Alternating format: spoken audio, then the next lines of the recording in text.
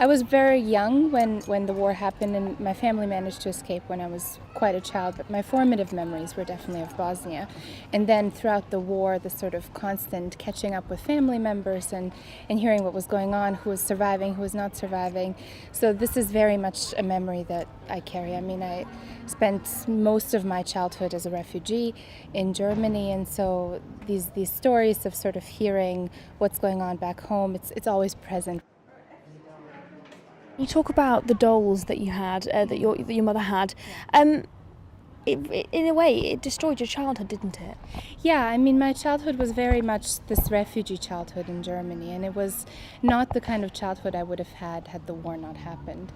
So the dolls were this sort of symbolic way of showing this lost childhood for me.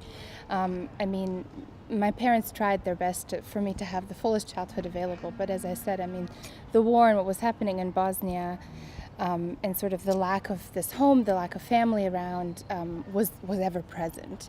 And then, the genocide, the ethnic cleansing, I mean, that was not necessarily something I grasped as a child, but was aware that, something was awry for sure.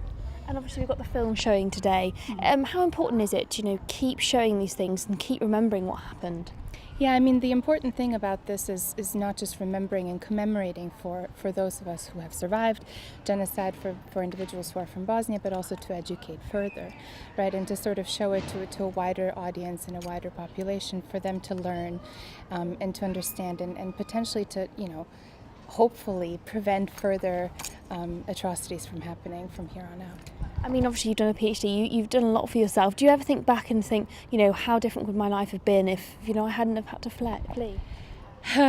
I mean, I try not to engage in that kind of thing, but I mean, I think we've all sort of toyed around with what would have happened had the war not happened. I think I probably would have still been in some sort of social sciencey field. But probably not something that's so focused on the situation in Bosnia and the Balkans in general.